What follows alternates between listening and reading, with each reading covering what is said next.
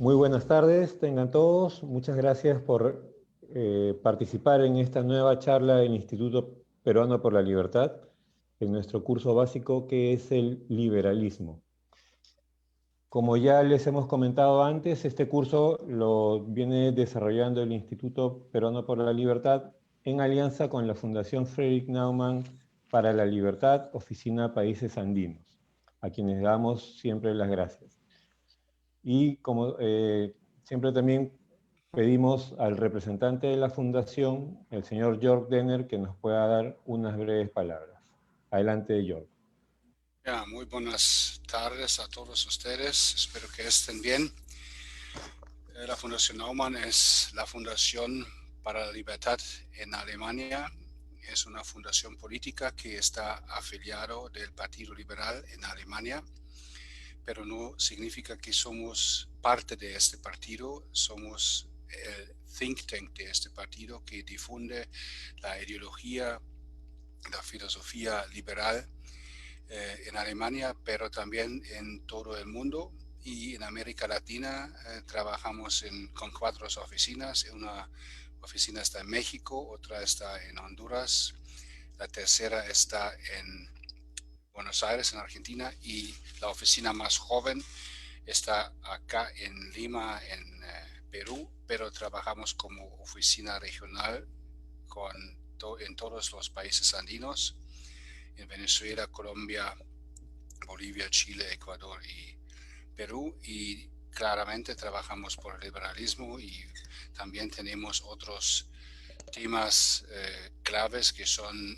Smart Cities, ciudades inteligentes, educación y claro, los clásicos derechos humanos, democracia y libertad. Y entonces ese tema que tenemos hoy es parte de este gran tema, y como siempre felicito a nuestros amigos del Instituto Peruano para la Libertad para elegir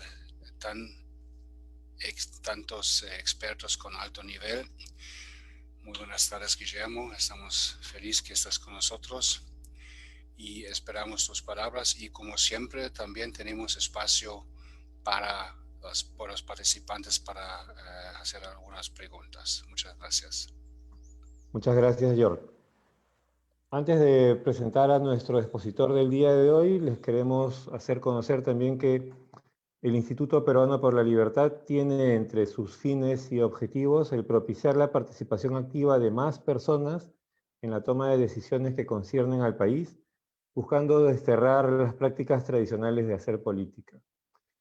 Y dentro de este objetivo nos parece muy importante el llevar las ideas de la libertad y difundir estas ideas a través de estos conversatorios, estas charlas que estamos desarrollando. Nuestro expositor de hoy es el señor Guillermo Cabieses. Él es abogado por la Universidad de Lima, máster en Derecho por la Universidad de Chicago, es profesor de Derecho y Economía, profesor de Contratos, Teoría Jurídica, Defensa de la Competencia, Arbitraje de Inversiones, entre otros cursos. Exponente frecuente en congresos nacionales e internacionales sobre derecho, liberalismo, desarrollo, economía y políticas públicas. Es experto en negociación, fusiones y adquisiciones, análisis económico del derecho, políticas públicas, defensa de la competencia y arbitraje. Agradecemos la participación de Guillermo Cabieses, quien nos va a hablar el día de hoy sobre un tema súper importante, el rol del Estado. Adelante, Guillermo, y muchas gracias por tu participación. Muchas gracias, César. Muchas gracias a mis amigos de la Fundación Naumann y del Instituto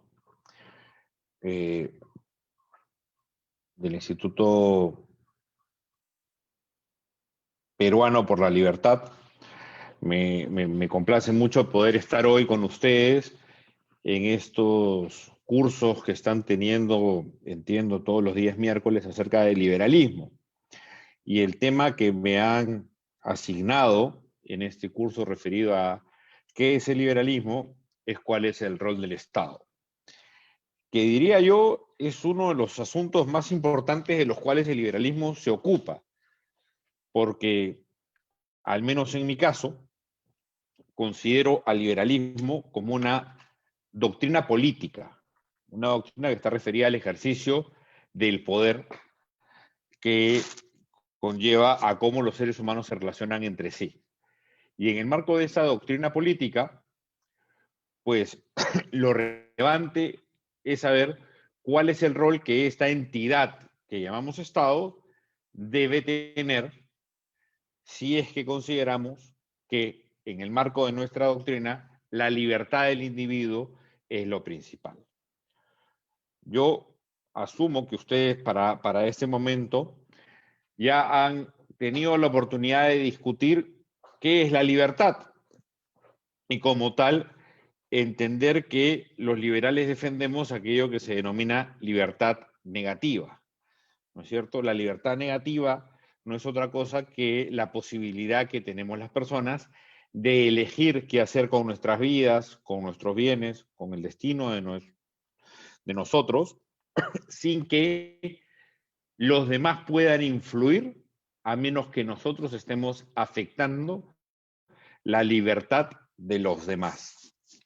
Entonces, entendido que el liberalismo es una doctrina política que promueve, que defiende el hecho de que cada individuo pueda decidir por sí mismo qué es lo que quiere hacer de su vida, qué es lo que quiere hacer con su propiedad, qué es lo que quiere hacer con su patrimonio, con el mayor grado de ausencia de restricciones, ausencia de coerción posible, veremos que el rol del Estado en una sociedad libre debe ser justamente asegurar que el individuo pueda hacer esto que les digo, pueda decidir lo que le plazca hacer en la medida en que no afecte a los demás.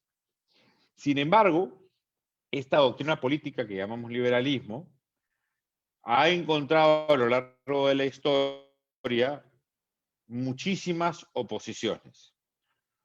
Porque tradicionalmente, como dice Hayek en el capítulo 10 del Camino a la Servidumbre, ¿por qué los peores están en las posiciones de liderazgo en el Estado? Las personas que llegan al Estado son aquellas que van a tratar de imponerle a los demás una forma de pensar, una forma de actuar. Van a querer imponerle a los demás lo que ellos creen que es bueno para ellos y no lo que cada uno crea que es bueno para sí. Y entonces, la primera discusión que uno tiene respecto del rol del Estado es una de entendimiento de cuál es la función de cada quien. En una sociedad libre, la función del Estado no es otra que permitir que los ciudadanos colaboren o compitan entre sí, porque la colaboración y la competencia son los dos mecanismos que tenemos de participación en una sociedad. Colaboren o compitan entre sí en el marco de ciertas reglas que hagan posible la convivencia pacífica. Ese es el rol del Estado. En esa línea le asignan los ciudadanos al Estado en el marco de una sociedad liberal la posibilidad de restringir ciertas actividades de las personas a fin de que puedan garantizar que haya un mínimo de coerción que permita que las personas puedan ejercer su libertad. En palabras de John Locke, nosotros cedemos un poquito de nuestra libertad para poder tener un mayor grado de libertad. ¿No es cierto? Como siempre sucederá que en el ejercicio de mi libertad yo pueda afectar a otra persona, tenemos que tener un árbitro neutral que nos diga cuándo se produjo una afectación que es inaceptable.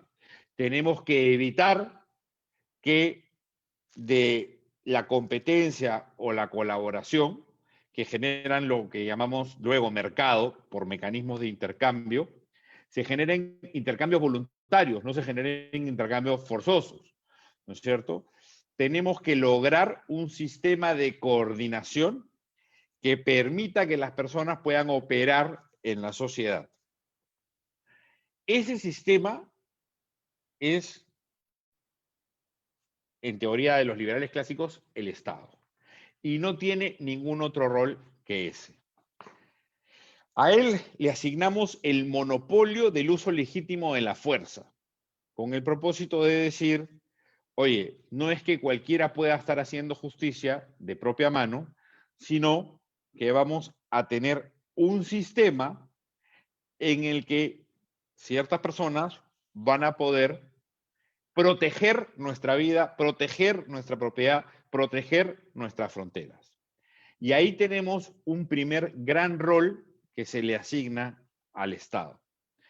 Nada de esto quiere decir que el Estado sea la única forma de organización posible.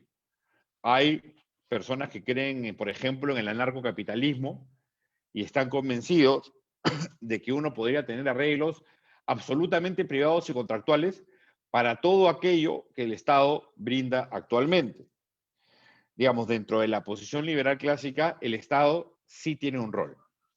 Y ese rol es permitir que los agentes actúen de manera libre, en el sentido de la libertad negativa del que les vengo hablando. ¿Cómo lograr que ese gobierno, que ese Estado pueda permitirnos estas actuaciones en libertad? Pues asignándole fundamentalmente 3 roles. Luego habrá entre los liberales clásicos diferencias sobre qué otros roles podría tener el Estado, ¿ya? Pero principalmente 3 roles. Uno, la seguridad. Los liberales pensamos que uno de los roles del Estado es permitir que la gente interactúe en la sociedad de manera segura. ¿Eso qué quiere decir? Que haya un reconocimiento que incluso pueda llegar al uso de la fuerza cuando se incumple por parte de los demás, de mi propiedad, de mis bienes, de mi persona. Que yo no pueda ser forzado a ir donde no quiero ir, que no pueda ser forzado a entregar lo que no quiero entregar y demás, y que todos mis intercambios se basen en la voluntariedad. Esta seguridad tiene que darse de manera interna, dentro de la sociedad, así como de manera externa. Tiene que protegernos de la invasión de otros individuos que viviendo en otras zonas quieran tomar aquello que es nuestro. Este sistema de seguridad, como la lógica estatal vamos a ver ahora, tiene como telón de fondo económico un problema de coordinación, un problema de costos de transacción. Y por eso vamos a ver luego que el Estado se financia mediante impuestos.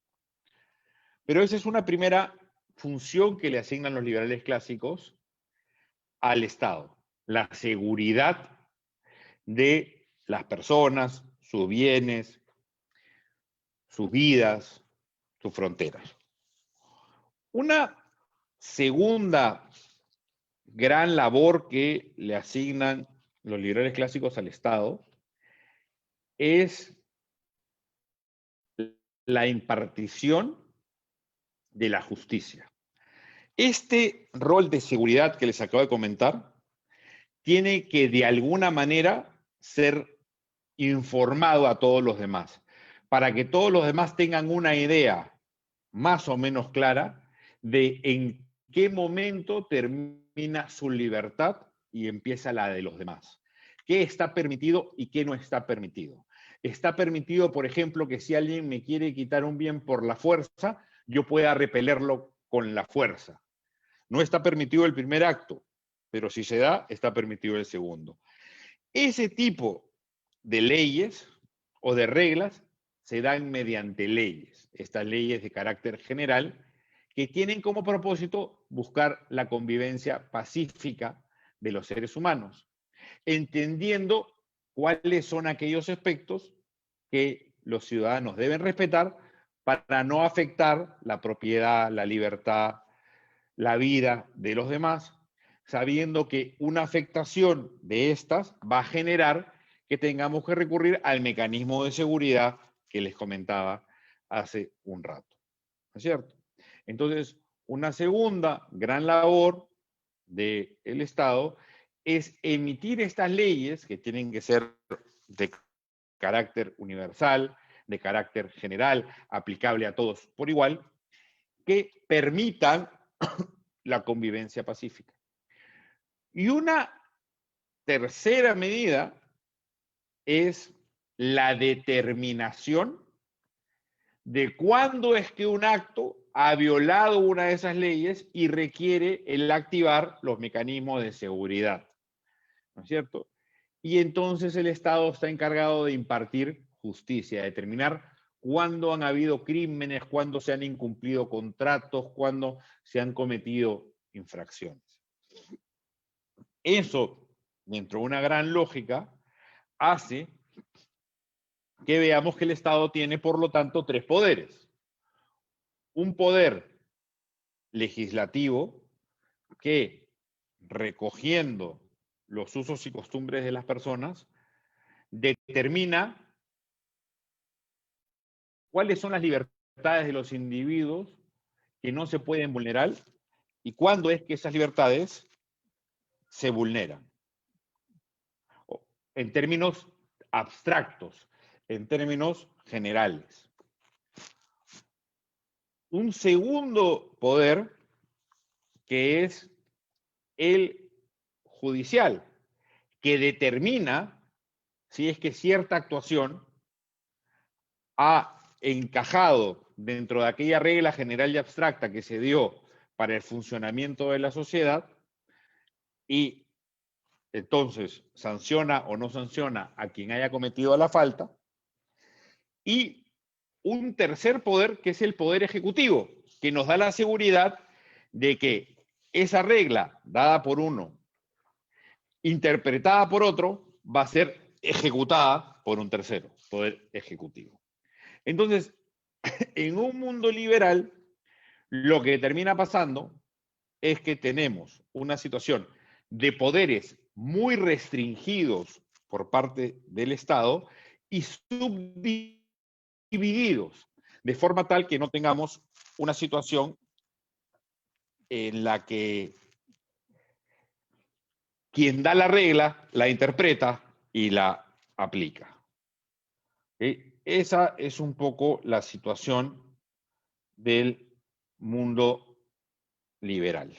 Es lo que nosotros entendemos debe tratarse de lograr a través del Estado. Ahora, esto tiene muchísimos matices y muchísimos mecanismos para determinar cuáles son aquellas reglas que debemos tener, cuáles son las reglas que deben respetarse, cómo deben interpretarse y demás. Pero en un mundo liberal tenemos, para empezar, un Estado que tiene el rol de permitir la convivencia pacífica de las personas, asegurando que puedan actuar con libertad e impidiendo que las demás personas interfieran con esa libertad. Para eso se crea una rama, que es el poder legislativo, que legisla y nos dice cuándo, conforme a la costumbre que se vaya observando en la sociedad y a las preferencias de cada sociedad, interpretamos que hay una violación de una libertad, un poder en términos generales y abstractos, universales, un poder ejecutivo que un poder judicial que administre justicia, que diga tal o cual actuación en efecto importó una violación de la propiedad, de la libertad del individuo, un poder ejecutivo que ejecute los fallos de este poder judicial, ejecute las leyes de este poder legislativo. ¿Por qué requerimos del Estado para tener estas reglas generales? Porque es un mecanismo que reduce los costos de transacción. ¿Okay? Por ejemplo, imaginemos ustedes, como sucede en el Perú, que tengamos, vamos a poner el caso de la policía. ¿Qué hace la policía? La policía permite que nosotros, en teoría, podamos desplazarnos tranquilamente sabiendo que nuestros bienes y nosotros estamos en teoría cuidados. Y que si alguien comete un acto violento contra nuestros bienes, nuestra propiedad, nuestra vida, nuestra libertad, lo que va a pasar es que la policía va a actuar para detenerlo. Ahora, ¿cómo la policía se financiaría si es que no tenemos un mecanismo para forzar a los ciudadanos a pagar por ella? La verdad es que no se podría financiar porque usualmente las personas tienden a maximizar sus beneficios. Entonces, la policía no puede distinguir entre a quién cuida y a quién no cuida. Y como no puede distinguir entre quién cuida y a quién no cuida, la gente tendrá incentivos para no pagar por ella. Imagínense ustedes que imagínense ustedes una cuadra con 10 casas. Y esas 10 casas contratan a un guardián. Ese guardián, cuando ve a un ladrón, no es que le va a decir al ladrón, oye, puedes robar la casa 3, la casa 7 y la casa 8 porque ellas no están pagando por mí. Sencillamente con su presencia tiene un efecto disuasorio. ¿Ok? Es como que un policía cuida tanto a un turista, a un extranjero que está aquí, como a una persona que paga sus impuestos, que es un contribuyente, ¿no es cierto? Entonces, como hay un problema de free riders, como se llama en economía, es que se requiere que el Estado utilice un mecanismo como los impuestos. Y los impuestos permitan que estas funciones del Ejecutivo se puedan realizar. Ahora, no es solamente un problema de que el Estado tiene que vivir mediante el cobro forzoso de dinero e impuestos, porque también, digamos, yo podría pensar que no requiero de las leyes que el Poder Legislativo va a dar para que mi libertad sea respetada y entonces no financiar voluntariamente esa dación de leyes. Yo podría decir que en la medida en que no tengo ningún juicio, ninguna disputa, no tengo por qué financiar la disputa de los demás mediante un pago.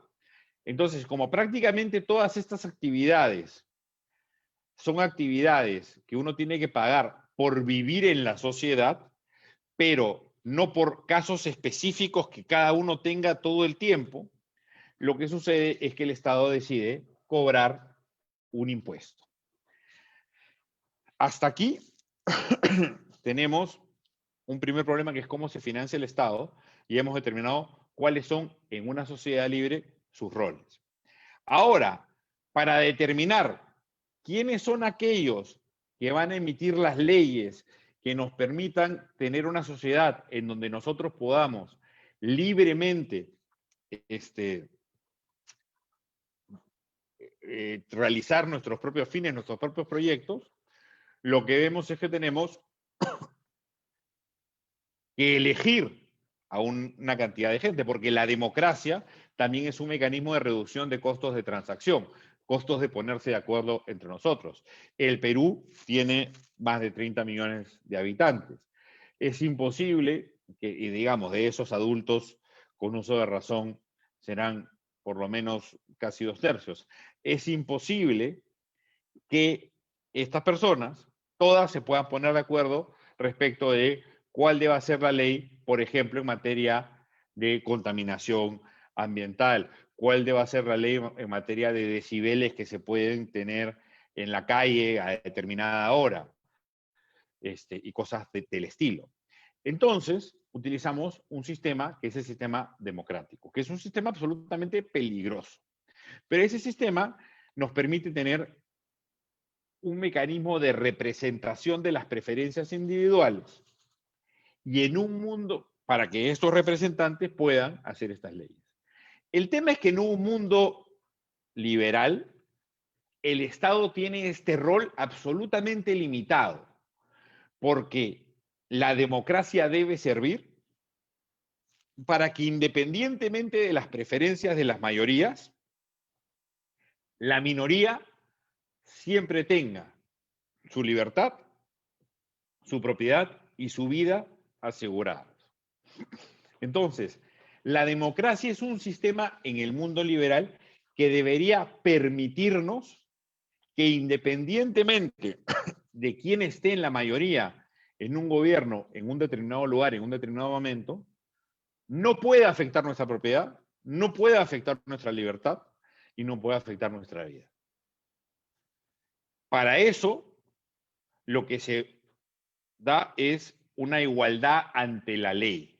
Y esa igualdad ante la ley es la base de lo que llamamos el rule of law o el Estado de Derecho. Un gobierno de leyes y no un gobierno de hombres, como decía John Adams. ¿Esto qué permite? Permite tener reglas claras y reduce el ámbito de poder del Estado sobre los individuos. Porque en el fondo el Estado no es otra cosa que una entidad que tiene la posibilidad de usar la fuerza física para forzar a las personas a hacer algo que no quieren. Eso puede ser ampliamente popular o puede ser ampliamente impopular y abusivo. Uno puede vivir en una democracia populista que termine siendo una dictadura de mayorías y en donde se impongan impuestos enormes a las personas y se les fuerce a compartir su propiedad con los demás y se restrinja su libertad y eso sea aplaudido por la gran mayoría. Eso no es legítimo. Como tampoco es legítimo vivir en Corea del Norte y tener, bueno, no me acuerdo si es Corea del Norte o Corea del Sur, se me cae realmente, pero bueno, vivir en una dictadura en donde termine uno a merced del Estado con un funcionario público que crea que es Dios o es hijo de Dios, ¿no? No es legítimo en unos casos porque en ninguno de los casos se está permitiendo que el individuo persiga sus propios fines. Y aquí tenemos que entender que la dinámica de la doctrina política que llamamos liberalismo parte de un entendimiento fundamental y es que el individuo es la célula básica de la sociedad. En palabras de Ortega y Gasset, el individuo en sus circunstancias, cada individuo es un mundo en sí mismo. Si nosotros no entendemos eso, tenemos el riesgo de privilegiar el colectivo sobre el individuo. Pero el colectivo no existe, es un antropomorfismo, la idea de la sociedad, la idea del Estado, la idea de que hay algo que es bueno para todos. Lo que es bueno para algunos es malo para otros. Y al final del día, lo que tenemos que permitir es que cada quien persiga lo que es bueno para sí. Entendido eso, es que limitamos al Estado. Si nosotros llegamos a creer, como creen algunas confundidas personas, que hay cosas que son buenas para todos, que hay cosas que vale la pena para todos, que tienen valor para todos, y que la libertad de unos se puede restringir para lograr este fin en su conjunto, entonces empezamos en una batalla por un botín. ¿Cuál es ese botín? El Estado. ¿Y qué trae ese botín dentro del cofre? Trae la posibilidad de decidir qué es bueno para todos. Y ese es el problema que tenemos hoy en día en prácticamente todo el mundo. ¿Por qué creen ustedes, y voy a hacer una digresión coyuntural de lo que ha sucedido? Las personas marchando en el Perú con la lamentable muerte de dos jóvenes por la vacancia de un presidente, en mi concepto, indudablemente corrupto, por parte de un Congreso lamentable, lumpen, casi de piratas, y una indignación absoluta de la gente marchando, como les digo, en un pueblo que curiosamente se indigna, pero no paga impuestos porque no se siente representado por ese Estado. Un pueblo que votó por esas personas. Un pueblo que le ha dado a esas personas la posibilidad de restringir su vida de una manera increíble. No es dable que un gobierno pueda decirle a los ciudadanos cuándo salir, hasta qué hora, cuánta gente puede entrar en un teatro o cuándo, en un cine, si la gente puede juntarse en una reunión familiar o no. Es decir, le hemos dado al Estado, o hemos admitido respecto del Estado, poderes que son absolutamente absurdos desde una óptica del liberalismo. A mí me parece absolutamente ridículo, perdónenme, desde mi óptica de liberal, esas pancartas que decían Merino no me representa. Porque la respuesta es, tampoco me representa Vizcarra, tampoco me representa PPK, ni me representa ningún presidente. El presidente de un país es un funcionario público que tiene como labor organizar uno de los poderes del Estado para que pueda ejecutar las leyes y los fallos judiciales de forma tal que cada individuo pueda perseguir su propio fin.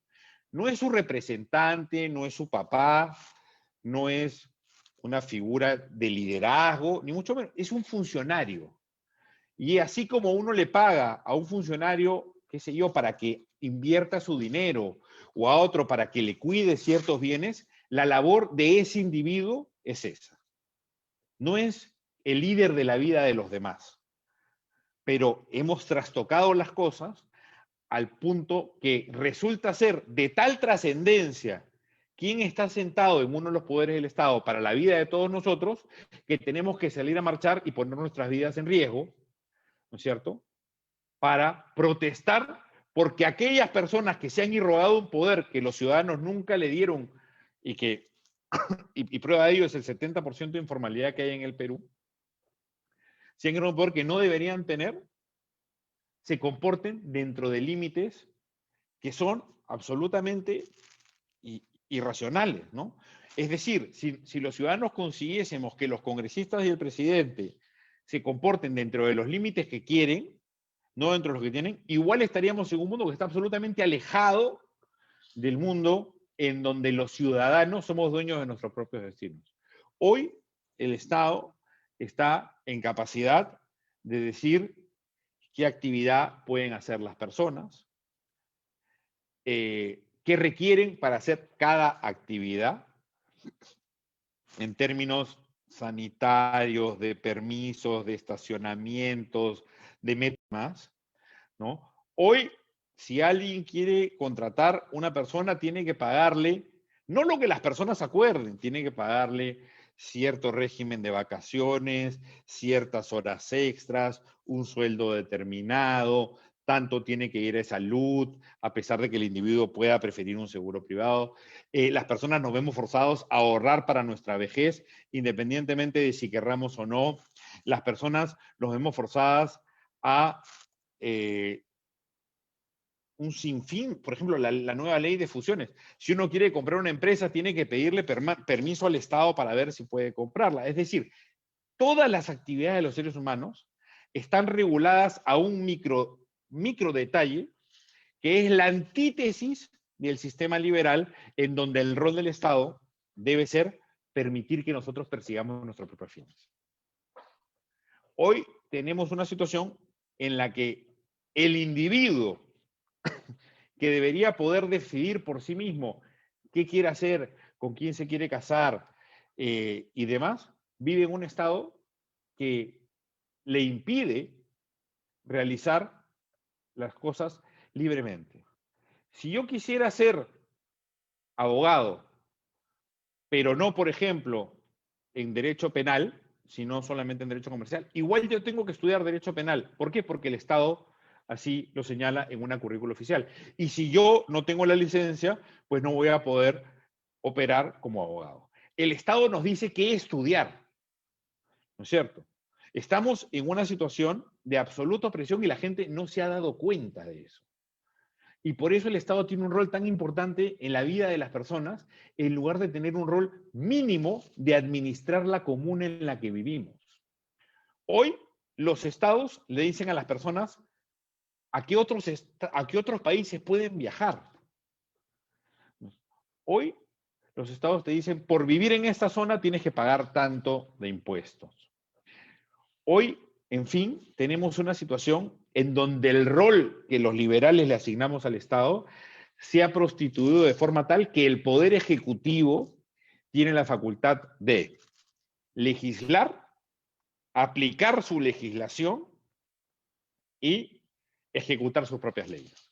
todas estas entidades, como por ejemplo el Indecopi, no son otra cosa que la manifestación de la concentración de la división de poderes que los liberales, en el momento en que se crearon los estados liberales que hubieron, como por ejemplo el Estado norteamericano, trataron de evitar. Porque la Constitución americana, que es en buena medida el inicio de los estados modernos, en donde el poder sale del ciudadano y ya no de una monarquía opresora, parten del entendimiento de que el ciudadano les está dando a ciertos individuos la capacidad de restringirlos en ciertos ámbitos para poder coordinar mejor. Pero que esos individuos tienen que tener sus poderes separados y reglas claras que impidan la arbitrariedad del abuso. Si no, le hubieran dado todo el poder a un dictador que desde el poder ejecutivo determine cuáles son las leyes y cómo se aplican.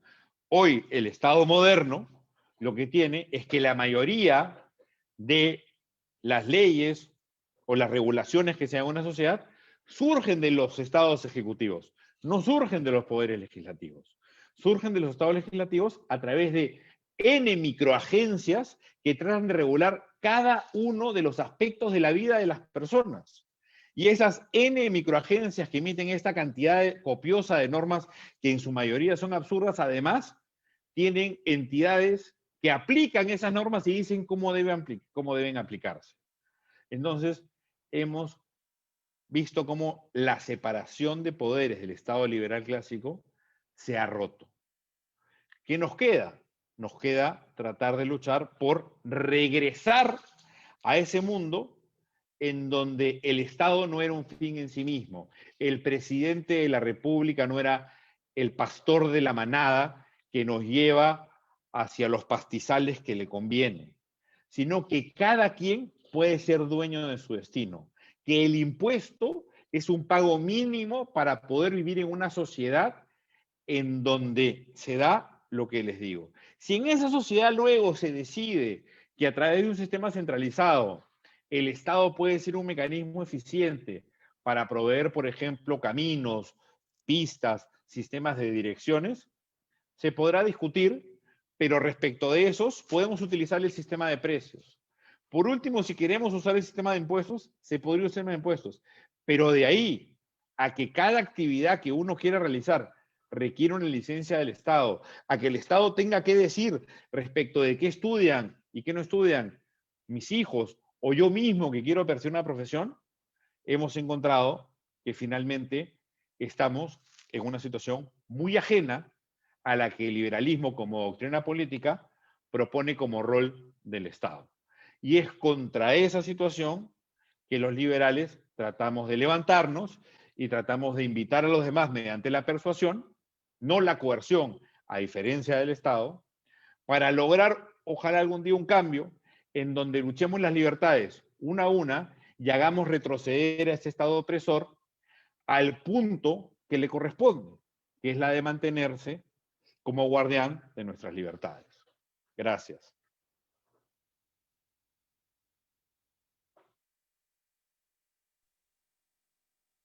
Muchas gracias, Guillermo. Tenemos algunas preguntas de los participantes que te las voy a ir leyendo para que por favor nos las puedas absolver.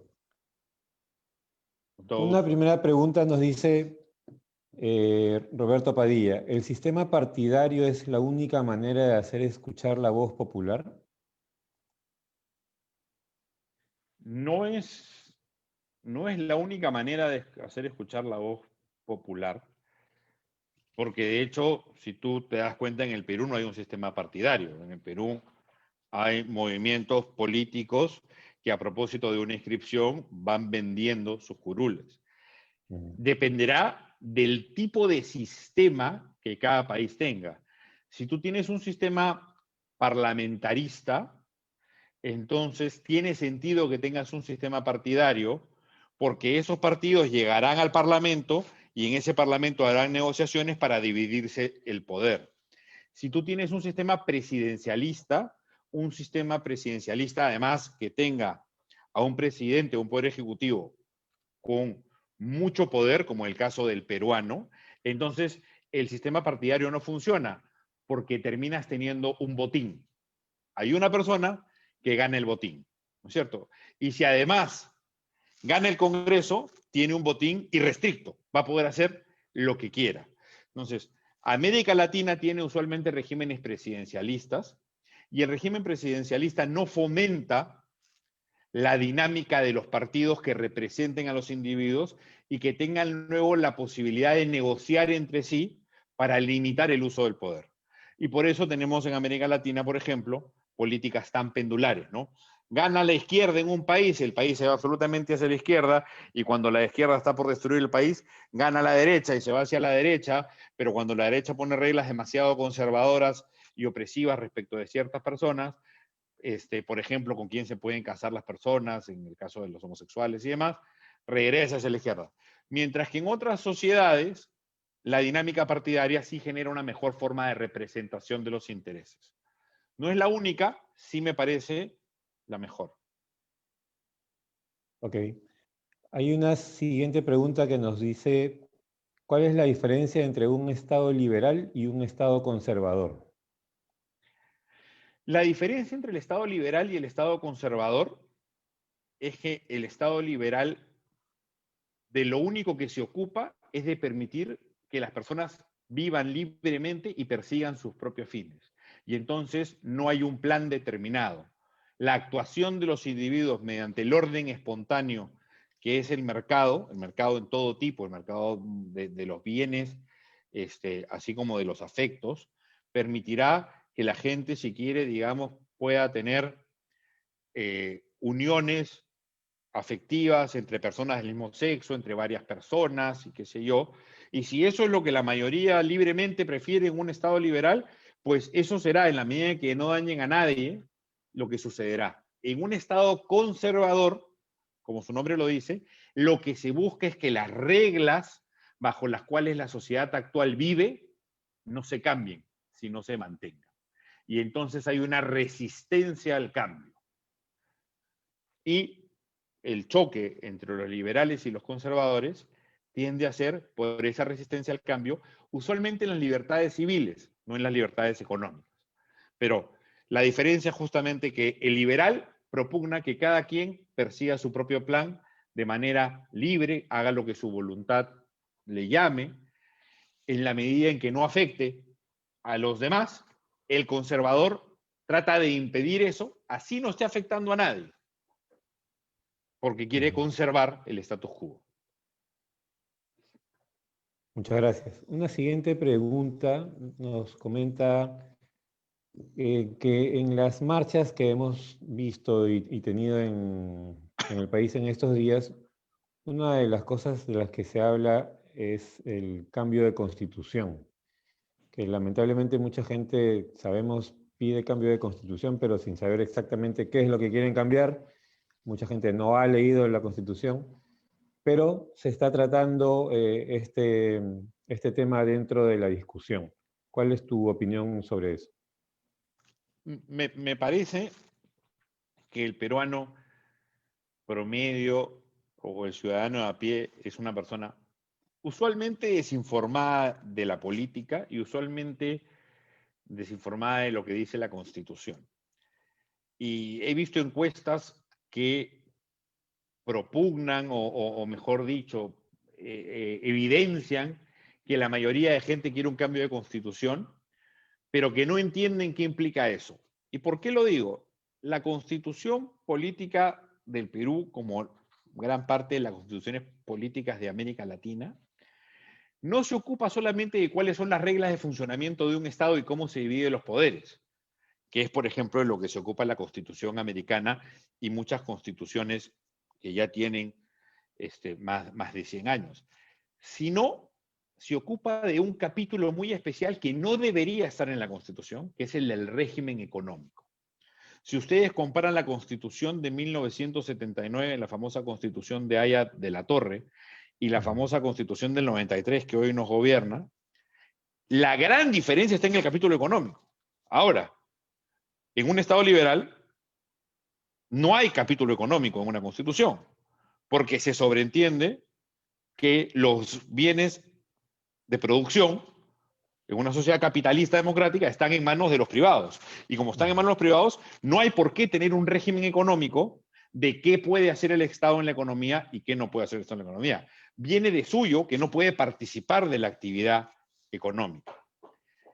Aquí encontramos que se quiere un cambio de constitución porque la gente le está atribuyendo a la Constitución todo el problema de corrupción que enfrentamos, cuando en realidad un estudio un poco más detenido nos haría ver que si el Estado tuviese más poder y más participación en la actividad económica, los eventos de corrupción que hemos presenciado, de corrupción de funcionarios para obras públicas, por ejemplo, como lo que se acusó al expresidente Vizcarra, se habrían multiplicado muchísimo más.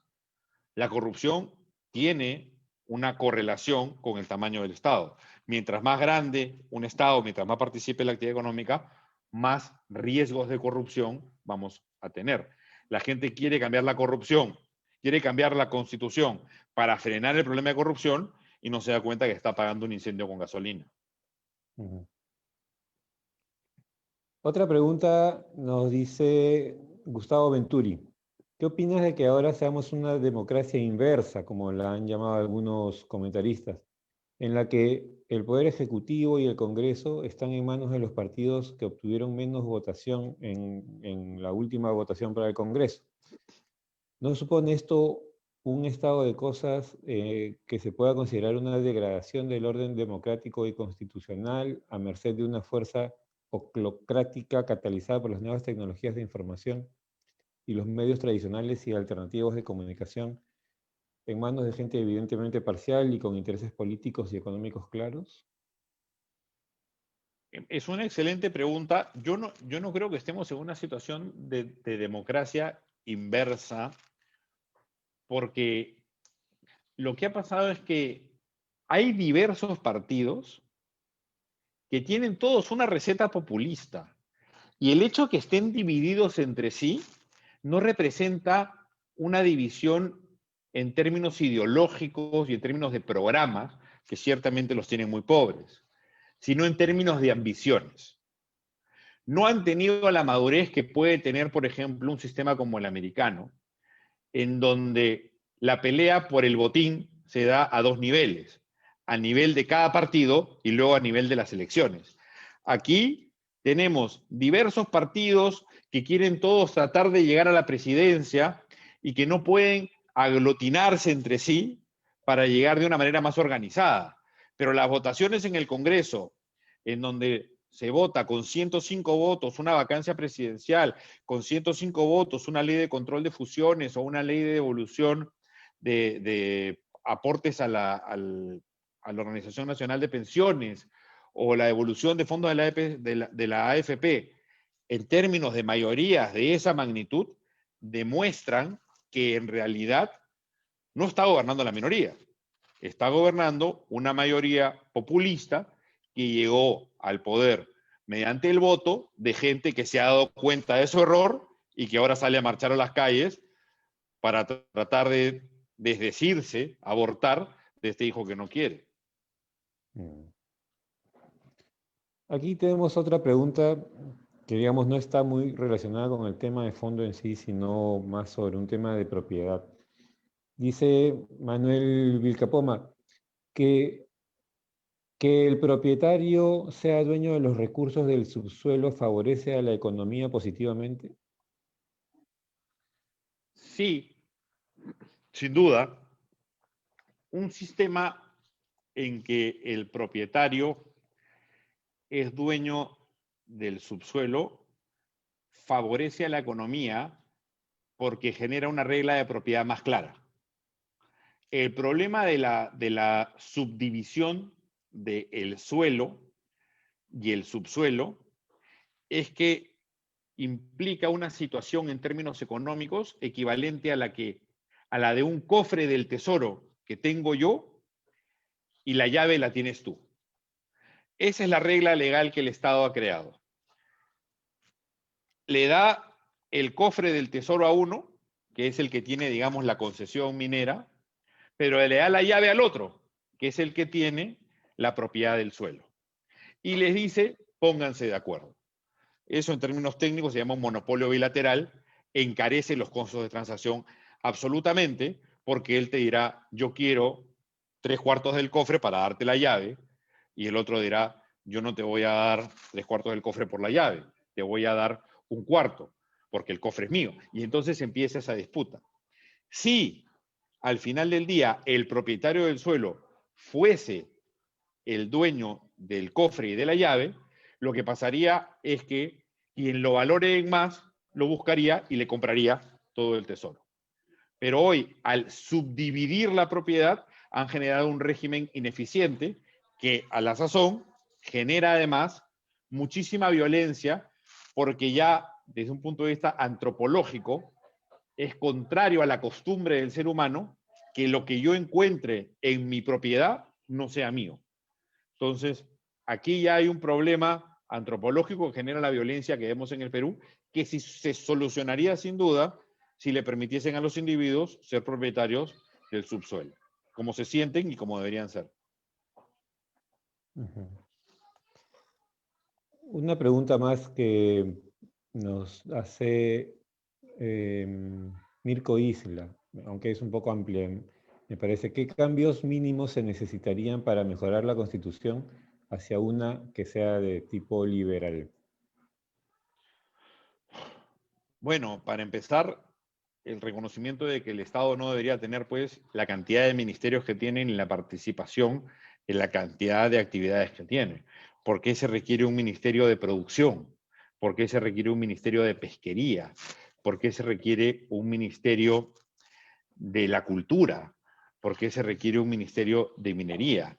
Sencillamente deberían emitirse las normas de cada sector y deberíamos tener organismos que supervisen que esas actividades se hagan en el marco de la ley, pero no que actúen, como en la teoría de Stigler, como capturadas por esas industrias. Entonces, lo que debería pasar es que se le atribuya al Poder Ejecutivo el rol que realmente tiene, el de aplicar las leyes.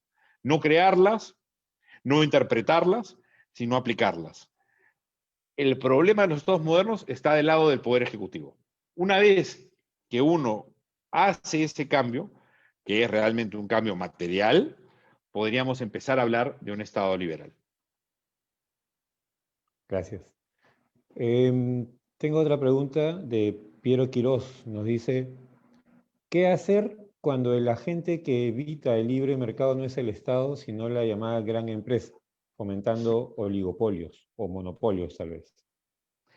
En realidad, el monopolio y el oligopolio no limitan el libre mercado. Lo que limita el libre mercado es el mercantilismo. Y el mercantilismo, ¿por qué? Porque además no olvidemos que la economía no es como se piensa. No es que el mundo empezó en competencia y se fue monopolizando. El mundo empezó en monopolio y se fue generando la competencia. En las pequeñas aldeas en la antigüedad había un herrero, uno o dos granjeros, habían situaciones de comercio limitado con productores limitados. Fue el invento del dinero y la evolución de la división del trabajo lo que permitió la competencia. ¿Qué sucede? Sucede que cuando el Estado se irroga los poderes que tiene, empieza a tener la facultad de impedir los procesos competitivos. Y claro, los que están en esas posiciones de poder, de mercado, lo que van a tratar es de participar de ese proceso mediante el cual el Estado poderoso puede impedir que se dé la competencia. Pero no es que estas personas puedan hacer eso porque tienen un monopolio o un oligopolio, sino porque el Estado tiene el poder de ayudarlos en ese fin. Si el Estado no tuviese esa facultad, este monopolio no tendría protección estatal y tarde o temprano la competencia le llegaría como le ha llegado a todos los monopolios de la historia, inclusive los naturales, ¿no? Se creyó en algún momento que los trenes eran un monopolio natural y que debían ser regulados e incluso protegidos por el Estado. Y claro, se inventaron los camiones y los trenes dejaron de ser el único mecanismo a través del cual se pueden transportar cosas y después llegaron los aviones. Se pensó en un teléfono un momento que la telefonía era un monopolio que requería de la protección del Estado y que impida su competencia, y llegó la Internet. ¿no es cierto? Se creía que Windows era un sistema con Internet Explorer que tenía que ser, digamos, que era un monopolio que usaban los competidores y llegó Google, y ahora se cree eso de Google y llegará otro. Entonces, al final del día, de lo que tenemos que tener miedo no es ni de las grandes empresas, ni de los grandes oligopolios, sino del Estado que mediante su poder puede ayudarlos a explotar a los demás.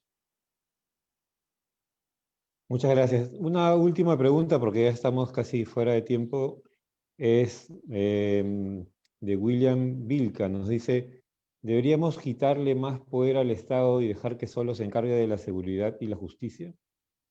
Sin duda, ese es el sentido de la charla. Uno debería pelear por las reducciones de impuestos diarias, porque en realidad el Estado está ocupándose de cosas de las que no se tiene que ocupar y no se está ocupando de aquello que es su labor fundamental. Su labor fundamental es la seguridad y la justicia. Y hoy en América Latina, yo diré que en el mundo, vivimos en situaciones en donde casi no hay nadie que no tenga seguridad privada. Ustedes van a ver que en cualquier empresa, en cualquier lugar, hay un vigilante contratado por la empresa, en cualquier edificio. ¿Eso por qué se da? Porque el Estado no está cumpliendo con el rol que le fue asignado. Hoy, en cualquier parte del mundo, encontrarán que la gente no puede ir al Poder Judicial, sino que tiene que recurrir a sistemas arbitrales. ¿Por qué? Porque el Estado no está impartiendo justicia de manera razonable, de manera razonada, de manera eficiente, de manera célebre. Esto demuestra que el Estado ha perdido el foco. Y en lugar de ocuparse de aquello que está llamado a ocuparse, se ocupa de aquello que no lo está. Entonces, da en el clavo la última pregunta, porque justamente es lo que tiene que hacer el Estado. Eso. Bueno, muchísimas gracias, Guillermo. Muchas gracias a todos los participantes. Hemos tenido una excelente charla, clarísima. Y los invitamos el día de mañana a la siguiente exposición que tenemos, igualmente el día viernes a la misma hora, 6 de la tarde, y el día sábado a la Escuela de Formación Política a las 4 de la tarde.